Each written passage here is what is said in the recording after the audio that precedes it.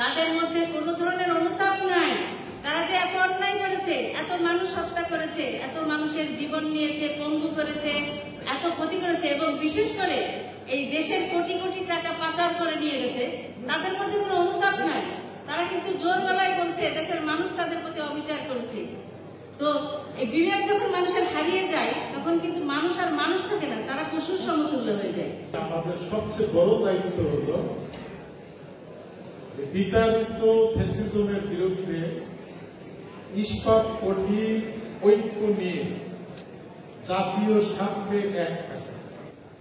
যে অনিয়ম যখন নিয়মে পরিণত হয়, বিপ্লব তখন অনিবার্য হয়ে যায়। সেই বিপ্লব অনিয়মটা এতই নিয়ম হয়ে গিয়েছিল যে মানুষের কথা বলার স্বাধীনতা ছিল না, মানুষের অধিকার আদায়ের কোনো সুযোগ ছিল না। নিষ্পেষিত হয়েছিল এদেশের মানুষ প্রতিটি স্তরে, প্রতিটি ক্ষেত্রে। আপনারা জানেন যে সেই নিষ্পেষণের জ্বলন্ত প্রমাণ ছিল ইলিয়াস আলী, আমার স্বামী। তাকে গুম করা হয়েছিল কারণ তিনি ছিলেন বাংলাদেশের একজন প্রতিবাদী কণ্ঠস্বর এবং ভারতীয় আগ্রাসনের বিরুদ্ধে টিপাই মুখ বাদ আন্দোলন এবং চট্টগ্রামে যে সীমান্ত লং মার্চ হয়েছিল ভারতীয় আগ্রাসনের বিরুদ্ধে, সেটির নেতৃত্ব দিয়েছিল। এবং বিগত ফ্যাসিবাদ সরকার যে ছিল ক্ষমতায়, হাসিনা সরকার, তারা ওনাকে রাজনৈতিকভাবে মোকাবেলা করতে পারে নাই।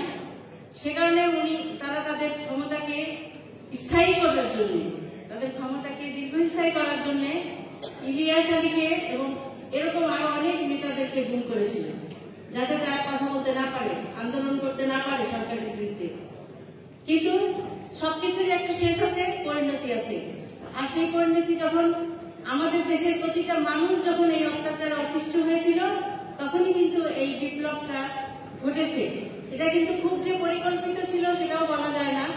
এটা কিন্তু উপস্থিত যে সময়ে আমরা যেহেতু একটি দলের সাথে সম্পৃক্ত আছি, আমরা কিন্তু বারবার অনেক প্রোগ্রাম করেছি, অনেক এই ফ্যাসিবাদের বিরুদ্ধে, এদের বিরুদ্ধে অনেক, কিন্তু আমরা রাস্তায় দাঁড়াতে পারিনি। আমাদেরকে নেতাকর্মীদেরকে মামলা হামলা করে বিভিন্ন ভাবে নির্যাতন করা হয়েছে।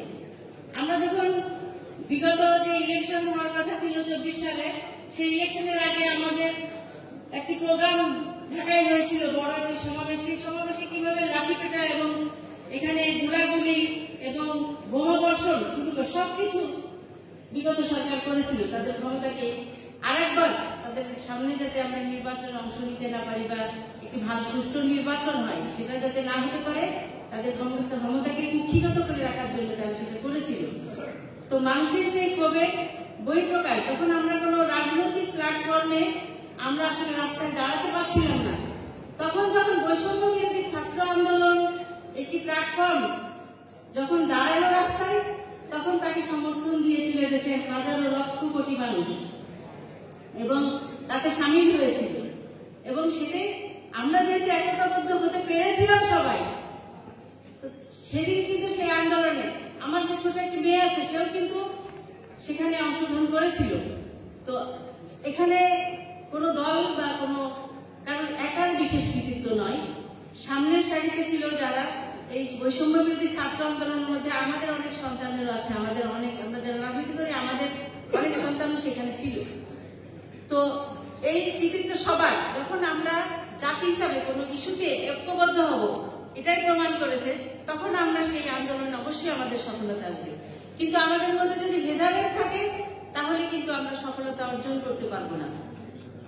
আমি যখন দেখেছি ঢাকা বিশ্ববিদ্যালয়ে যখন আন্দোলন শুরু হয়েছিল, আন্দোলন শুরু হওয়ার পরে ছাত্রলীগ যখন তাদের উপর লেলিয়ে দেওয়া হয়েছিল, ছাত্রলীগরা আমাদের বোনদের উপর কি ধরনের অত্যাচার করেছে সেটা আপনারা সবাই মিডিয়ার মাধ্যমে দেখেছেন। এবং আমি সবচেয়ে বেশি অবাক হয়েছি যে যখন হল ভ্যাকেন্ট করা হলো, হল বন্ধ করে দেওয়া হলো, তখন ওই হলের প্রভোস্ট যারা শিক্ষক, তারা নামে শিক্ষক, সেই শিক্ষকরা ছাত্রীদেরকে বলেছে যে তোমরা এখানে বেরিয়ে যাবে, না হলে তোমাদের প্রতি যদি কোনো কিছু হয় তোমাদের জন্য, সেটার জন্য কিন্তু আমরা দায়ী থাকবো না। তাদেরকে একজন শিক্ষক হিসাবে তাদেরকে নিরাপত্তা না দিয়ে তাদের তাদেরকে আরো বিপদের মুখে ঠেলে দিয়েছে সেই সব শিক্ষকরা, তাদেরকে আসলে শিক্ষক বলতে লজ্জা হয়। এত বেশি দলীয়করণ আসলে কখনোই হয় নাই।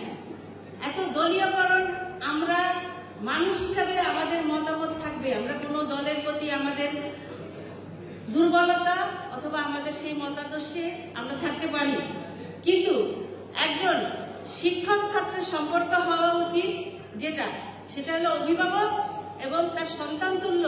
ছাত্রছাত্রী হচ্ছে তাদের সন্তান তুল্য, তাদের সাথে এই ব্যবহারটা আসলে মেনে নেওয়া যায় না একজন মানুষ হিসাবে।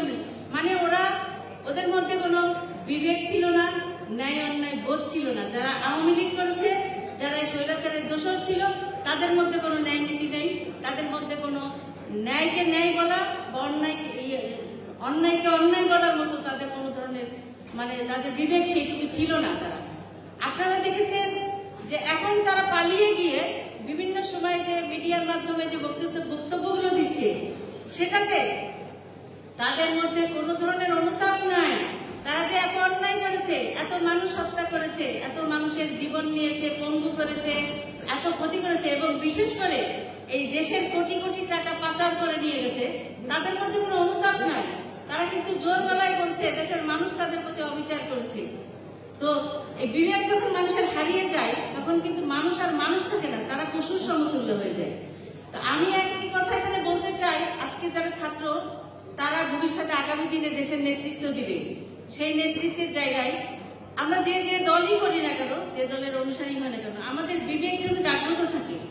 আমরা যেন ন্যায়কে ন্যায় বলতে পারি, অন্যায়কে অন্যায় বলতে পারি। ন্যায় এবং অন্যায় এই জায়গায় এবং আমাদের দেশের সাথে আমরা যেন সবাই এক থাকতে পারি। অন্তত অন্য জায়গায় আমাদের মতবিরোধ থাকলে এই জায়গাগুলোতে যেন আমাদের কোনো মতবিরোধ না থাকে। সেই জায়গা থেকে তাহলেই আমরা যে কোনো ধরনের বিপর্যয়, যে কোনো ধরনের অন্যায়কে মোকাবেলা করতে সক্ষম হব। আজকে যে জুলাই বিপ্লবে যারা শহীদ হয়েছেন, তাদের প্রতি কৃতজ্ঞতা, সমবেদনা জানাচ্ছি। তাদের পরিবারকে, যারা তাদের সন্তানকে হারিয়েছেন, যারা পঙ্গুত্ব বরণ করেছেন, যারা ক্ষতিগ্রস্ত হয়েছেন, সেই সমস্ত পরিবারের প্রতি সমবেদনা রইল। অতি দ্রুত তাদের সন্ধান আমরা পাই, পরিবারে তারা ফিরে আসুক সে কামনা ব্যক্ত করছি। প্রথমেই কৃতজ্ঞতা আমাদের বিপ্লবী সাংস্কৃতিক মঞ্চকে, তারা একটা চমৎকার অনুষ্ঠান আয়োজন করেছেন এবং এটা একটা ব্যাপক সাড়া ফেলেছে আমাদের মিডিয়া জগতে যা দেখেছি। 5ই অগস্টের পর এই বিশ্ববিদ্যালয়ে জন্ম নিয়েছে বিপ্লবী সাংস্কৃতিক মঞ্চ। তাদের যাত্রা শুরু হয়েছিল একটি কাওয়ালি অনুষ্ঠানের মধ্যে।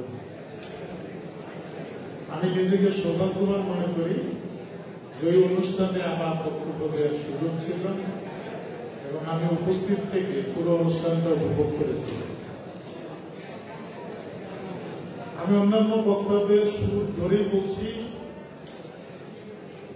যে আমরা বর্তমানে দেশকে যেভাবে পেয়েছি, এটা আল্লাহ তাআলার বিশেষ রহমত।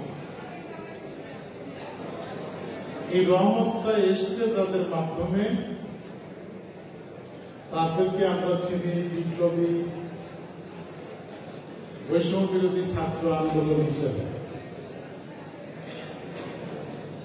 বেশি দিন হয়নি, এর মধ্যে শুরু হয়েছে ফ্যাসিজমের নানা ধরনের নাটক, নানা ধরনের অপতৎপরতা। এই মুহূর্তে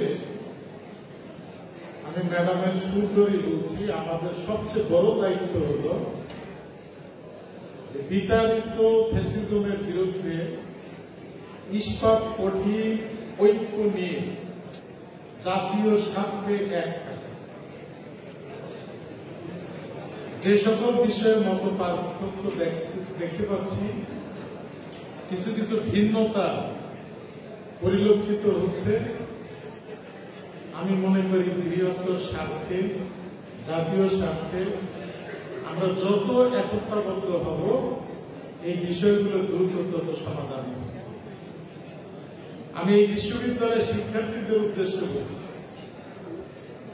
আমাদের যাত্রা সবে শুরু হয়েছে। এখন পর্যন্ত পরিবর্তিত পরিস্থিতির এই প্রশাসন এমন কিছু করে নাই যেটা প্রতিষ্ঠানের স্বার্থে নেতিবাচক। আমি গ্যারান্টি দিয়ে বলছি, এই বিশ্ববিদ্যালয়ের একজন প্রবীণ সদস্য হিসেবে বলছি, যা কিছু করেছে চেষ্টা করছে প্রতিষ্ঠানের প্রতি ইতিবাচক হবে বলেই করছে। সবার সহযোগিতা দরকার। আমাদের এই বিশ্ববিদ্যালয়ে যেন আবার কোন ধরনের আধিপত্য বিস্তারের চেষ্টা যেন কোনোভাবে সফল না হয়। শিক্ষার্থী শিক্ষকরা মিলে কর্মকর্তা কর্মচারীদেরকে সাথে নিয়ে আমরা এই বিশ্ববিদ্যালয়কে সামনের দিকে নিয়ে যাব ইনশাআল্লাহ। সকলের সহযোগিতা চাই। সকলের সহযোগিতা নিয়ে সবাই মিলে ভালো থাকতে চাই। যে তিক্ত অভিজ্ঞতা আমাদের হয়েছে, এই ধরনের অভিজ্ঞতা আর আমাদের যেন অর্জন করতে না হয়। যে অডিটোরিয়ামে আজকে মুক্ত মনে সবাই অনুষ্ঠান করছি, এই অডিটোরিয়ামটি প্রখ্যাত একজন রাজনীতিবিদ, অর্থনীতিবিদ শুধু বাংলাদেশে নয়, বিশ্বে যিনি পরিচিত ছিলেন, বিশ্ব ব্যাংকের নেতৃত্ব দিয়েছিলেন আমাদের সকলের শ্রদ্ধেয় সাইফুর রহমান।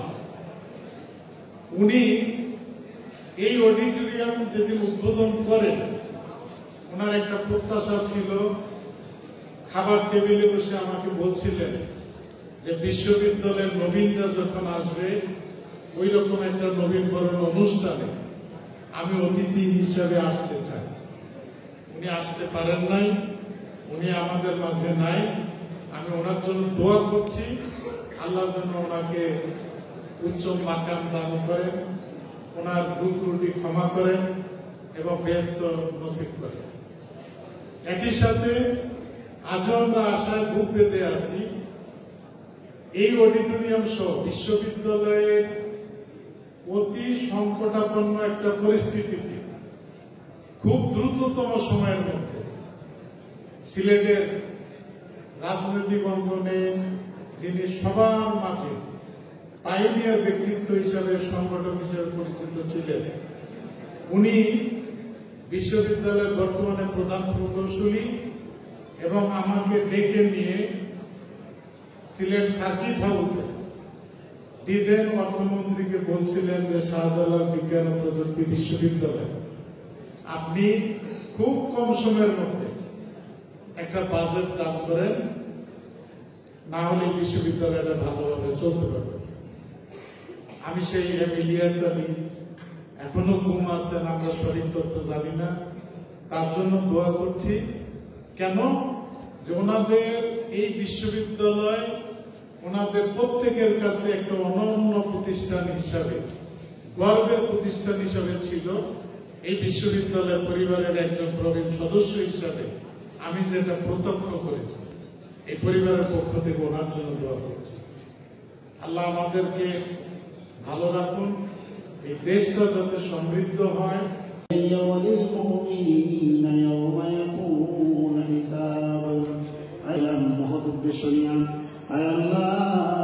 তারা 24-এর গণঅভ্যুত্থানে নিহত হয়েছেন। আল্লাহ, এই উদ্দেশ্য করে তোমার দেয়াবত এবং দোয়ার আয়োজন করা হয়েছে। আল্লাহ, এখানে যারা উপস্থিত আছেন, মাহবুব এখানে যারা উপস্থিত আছেন, তাদের যার হাত আমার পছন্দ, তার হাতে উসিলা করে আজকের দোয়াগুলো কবুল আর মঞ্জুর করে নাও।